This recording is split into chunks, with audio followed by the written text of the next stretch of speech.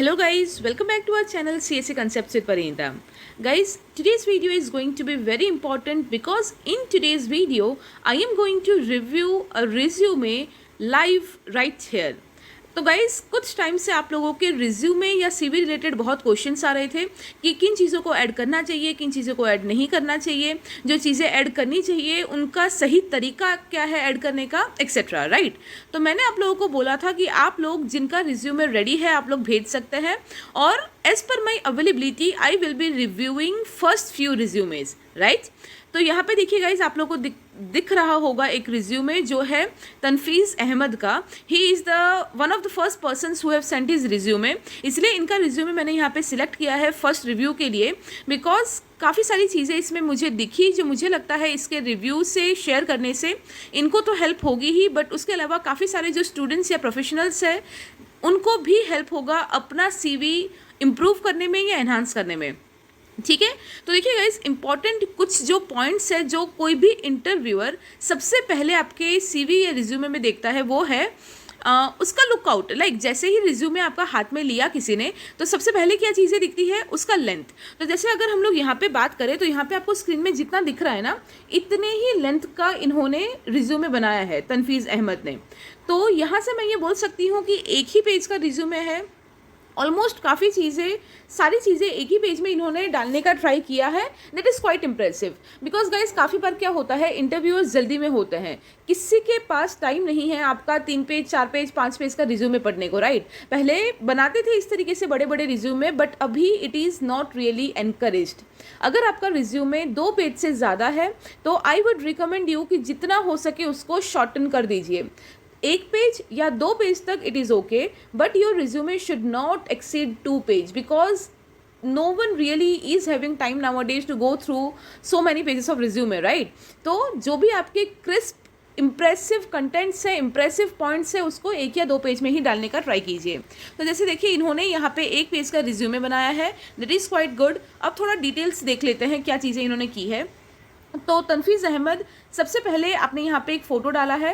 अच्छा, ये स्टार्ट करने के पहले मैं बाकी लोगों को बोल दूँ, अभी भी आई नो कुछ स्टूडेंट्स के बाकी है, उन्होंने रिज्यूमे भेजा हुआ है। जैसे जैसे टाइम मिलता है या जिसका रिज्यूमे कंप्लीट है मुझे लगता है रिव्यू करने लायक है वो मैं डेफिनेटली करूँगी। और अगर आप में से कोई इंटरेस्टेड है, आपने अगर अभी तक नहीं भेजा है तो let me tell you the procedure. हमने नया टेलीग्राम ग्रुप बनाया है जो कि कम्प्लीटली डेडिकेटेड है इंटरव्यू प्रिपरेशन के लिए। डिस्क्रिप्शन में मैं उसका लिंक दे दूँगी, उस लिंक पे जाके आप वो जो हमारा VIP क्लोज टेलीग्राम ग्रुप है वो ज्वाइन कर लीजिए। इंटरव्यू प्रिपरेशन रिलेटेड काफ़ी सारे free resources, materials, tips and tricks मैं वहाँ पे शेयर करती रहती हूँ जिसका फ़ायदा आप लोगों को मिल सकता है। तो go and check it out. और इस तरीके से जब भी नेक्स्ट राउंड ऑफ रिव्यू हम लोग करेंगे तब मैं वहाँ पे बताऊँगी, आप लोग भी आपका रिज्यूमे शेयर कर सकते हैं। और इस तरीके से whenever I will get time I will definitely review your resume and we can work together to enhance it और टू इम्प्रूव इट, राइट। ठीक है, अब यहाँ पे देख लेते हैं तनफीज़ अहमद। आपने यहाँ पे सबसे पहले ऊपर अपनी फ़ोटो रखी है और नीचे आपका नाम लिखा है। That is actually good because there are many companies out there who do recommend to keep your photographs, ठीक है। तो यहाँ पे आपने आपका फ़ोटो रखा है पासपोर्ट साइज़ का, दैट इज़ गुड। इस फोटो के बारे में मैं 1-2 कमेंट ये करना चाहूँगी। First of all try to wear formal in such photos, ठीक है। यहाँ पे अगर आप रिज्यूमे में अपना फ़ोटो रख रहे हो, पहली बात तो guys it is not compulsory, ठीक है।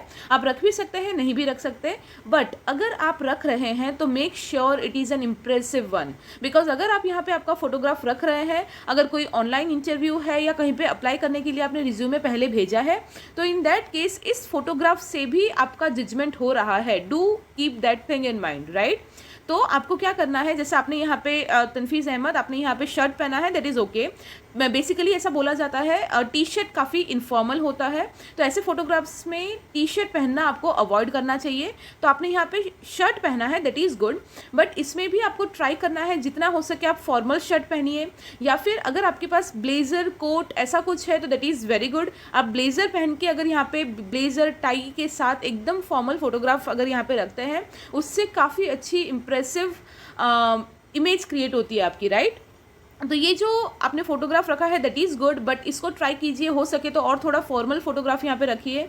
सेकंड, ये तो हो गई पहनावे की बात। उसके अलावा आपका जो फोटोग्राफ है यहाँ पे वो पासपोर्ट साइज़ फोटोग्राफ ही होना चाहिए, जैसे इनका है, that is good, you have kept the passport size photograph. But facial expression भी मैटर करता है. Try to keep a light smile on your face in this photograph. ठीक है, I hope you are understanding what I mean to say. एक हल्की सी smile से क्या होता है, आपका एक पॉजिटिव एटीट्यूड पता चलता है. तो ट्राई कीजिए, आप यहाँ पे जो फोटो रखे उसमें अपने फॉर्मल कपड़े पहने हो, प्लस एक जो आपका एक्सप्रेशन है वो भी एक पॉजिटिव आउटलुक का एक्सप्रेशन होना चाहिए. ठीक है, these are the couple of things that you should keep in mind if you are keeping your photograph here. Second, photograph के नीचे आपने यहाँ पे अपना नाम लिखा है जो कि थोड़े बड़े फॉन्ट साइज का है और बोल्ड भी किया हुआ है. So this is good enough, there is no problem in this. अब आपने लिखा है सबसे ऊपर career objective. This is again good. अगर आप में से किसी ने अपने सीवी में करियर ऑब्जेक्टिव नहीं रखा है, अगर आप फ्रेशर है, तो guys do keep in mind you should keep this career objective. ये एक दो लाइन से क्या होता है, आपका जो गोल है, एम है, वो दिखता है कि आप कैसे ऑर्गेनाइजेशन में काम करना चाहते हो, आप कैसा एनवायरनमेंट चाहते हो. This is very important. जैसे देखिए इन्होंने क्या लिखा है करियर ऑब्जेक्टिव में, looking for a challenging role in a reputable organization to secure a responsible career opportunity, to fully utilize my training and skills while making a significant contribution to the success of the company. So this is good enough.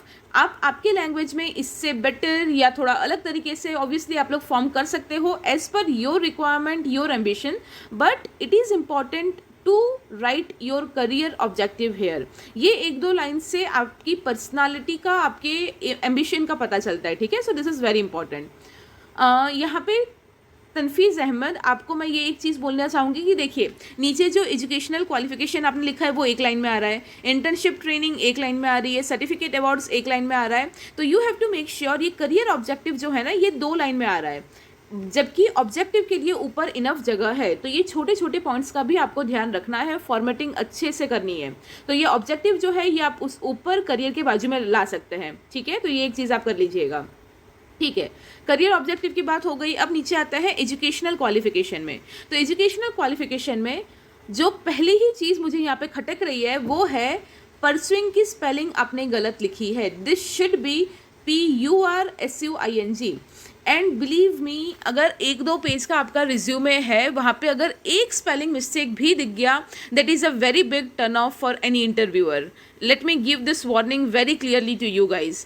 तो जो भी आपके senior है, mentor है, coach है, faculty है, किसी से भी अपना रिज्यूमे या CV जो है वो अच्छे से 2-3 जनों से आप रिव्यू करवा लीजिए, बिकॉज एक भी ग्रामेटिकल मिस्टेक या स्पेलिंग मिस्टेक नहीं होना चाहिए. नो मैटर आप टेक्निकली कितने अच्छे हैं, बट अगर आप फ्रेशर है, न्यू जॉब के लिए जा रहे हैं, ये सारी चीज़ों पे सबसे ज़्यादा ध्यान जाता है. और अगर आपने यहाँ पे कोई गड़बड़ी की है ना, वो आपके लिए बहुत बड़ा नेगेटिव पॉइंट साबित हो सकता है. ठीक है, तो यहाँ पे कोई भी स्पेलिंग मिस्टेक नहीं होना चाहिए. तो Tanfeez Ahmad, I would like to tell you कि आप सबसे पहले ये स्पेलिंग सुधार लीजिएगा यहाँ पे. ठीक है, तो बेसिकली आपने क्या यहाँ पे क्या लिखा है, pursuing BTech in computer science from IIMT college of engineering, all right, intermediate from this, high school from this, with this. आपने परसेंटेज बता दिया है. ठीक है, बीटेक आपका परस्यूइंग है तो आप परसेंटेज नहीं बता पाए. जिनका बीटेक कंप्लीट हो गया होगा वो लोग बीटेक का भी आपके जो CGPA है ओवरऑल सारे सेमिस्टर्स के वो यहाँ पे डाल सकते हैं, और फिर 10th और 12th का कॉलेज और उसके साथ उसके परसेंटेज. ठीक है, दिस इज़ गुड इनफ. ये सारी चीज़ें इंपॉर्टेंट है जो आपको डालनी चाहिए. फिर आ जाता है इंटर्नशिप और ट्रेनिंग का point. Again it is okay, ये वैसे अभी पास्ड आउट भी नहीं है, बट स्टिल इन्होंने 6 मंथ की ट्रेनिंग की है, कहीं से सर्टिफाइड ट्रेनिंग है जो इन्होंने यहाँ पे मेंशन किया है. That is a good point, because अगर कुछ भी आपने एक्स्ट्रा करिकुलम कोर्सेज किया है, it is very important to highlight, right. मतलब अगर आपने चीज़ें की है, आपको आती है, बट अगर आपने रिज्यूमे में वो चीज़ें हाईलाइट नहीं की है तो किसी को पता नहीं चलेगा, right. So it is very important to state all the impressive points in the CV. तो देखिए इन्होंने इंटर्नशिप ट्रेनिंग में स्पेसिफाई कर दिया है कि 6 month certified training done in Python from Cisco. So again जैसे ये सिस्को एक बड़ा नाम है, अच्छी कंपनी से इन्होंने किया है, तो इस तरीके से कोई भी अच्छे कंपनी से आपने ऑनलाइन ऑफलाइन कोई भी कोर्स किया है, ट्रेनिंग किया है, सर्टिफिकेशन किया है, make sure to add that in your CV. Fine. Then इन्होंने यहाँ पे ऐड किया है सर्टिफिकेट और अवार्ड्स. तो IIT कानपुर से इन्होंने कोई सर्टिफिकेशन किया हुआ है, IBM से कोई सर्टिफिकेशन किया हुआ है, वो इन्होंने डाला है. Very good, I think this is a very good point. Tanfeez, ये आपने बहुत सही चीज़ की है. अच्छे अच्छे इंस्टीट्यूशन से आपने सर्टिफिकेट्स किए हैं और वो यहाँ पे मेंशन कर दिया है. This can be a very good और पॉजिटिव पॉइंट फॉर यू. फिर यहाँ पे आपने हॉबी लिखी है। पहली बात, इसको हॉबी नहीं हॉबीज़ कीजिए, because more than one hobby हम डालते हैं, ठीक है। So it should be the plural form HOBBIES। तो हॉबी की जगह पे यहाँ पे हॉबीज़ आना चाहिए। आपने यहाँ पे मेंशन किया है reading books is okay, travelling is okay, but second point आपने लिखा है स्पोर्ट। तो स्पोर्ट का मतलब क्या होता है? This is not a valid point, right. आप ये पॉइंट चेंज कर दीजिएगा। यहाँ पे क्या आना चाहिए? कोई स्पेसिफिक, मतलब स्पोर्ट तो बहुत ही वाइड हो गया and it doesn't make any sense here. तो यहाँ पे जो स्पेसिफिक पॉइंट्स है ना वो आना चाहिए। Let's say playing cricket, watching cricket, मतलब आप देखना पसंद करते हैं, खेलना पसंद करते हैं, क्रिकेट पसंद करते हैं, फुटबॉल पसंद करते हैं, चेस पसंद करते हैं, क्या करते हैं, right. So sport is not the correct word here. तो हॉबीज जब आप लिख रहे हैं तब you have to be specific. Reading books, listening music, travelling, playing chess, watching football, जो भी है इस तरीके से लिखने का ट्राई कीजिए आपके पॉइंट्स को, ठीक है। और ट्राई टू कीप एटलीस्ट 1 और 2 रिलेवेंट हॉबीज़, ठीक है। जैसे फॉर एग्जांपल अगर आप कोई भी रिसर्च एरिया के लिए अगर कर रहे हैं अप्लाई, तो आपको रिसर्च पेपर्स गो थ्रू करना, variety of research papers go through करना अच्छा लगता है, इस तरीके के पॉइंट्स आप डाल सकते हैं। It creates a positive impact, ठीक है। तो नो डाउट हॉबीज जनरली हम टाइम पास के लिए करते हैं, रिलैक्सेशन के लिए करते हैं, that is completely correct, but try to keep couple of hobbies relevant, ठीक है। देन इधर देख लेते हैं लेफ्ट हैंड साइड, आपके नाम के नीचे आपने कॉन्टैक्ट का इंफॉर्मेशन दिया है।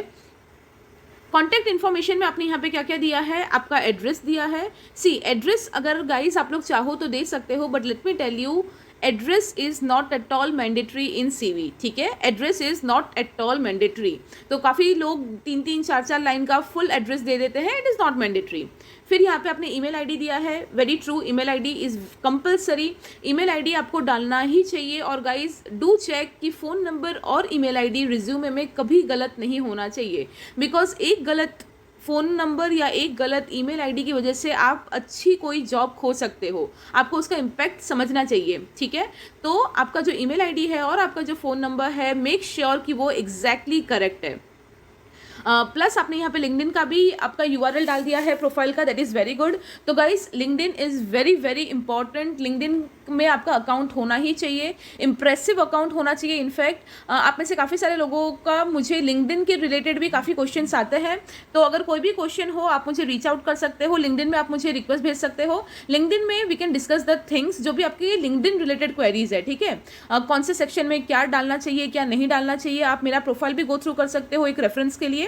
उसके अलावा भी आपको कोई भी डाउट है, आप मेरे को लिंक्डइन में भी रीच आउट करो, वी कैन डेफिनेटली डिस्कस। और लिंक्डइन का प्रोफाइल एक अच्छा बना के रखना is very important in today's professional world, ठीक है।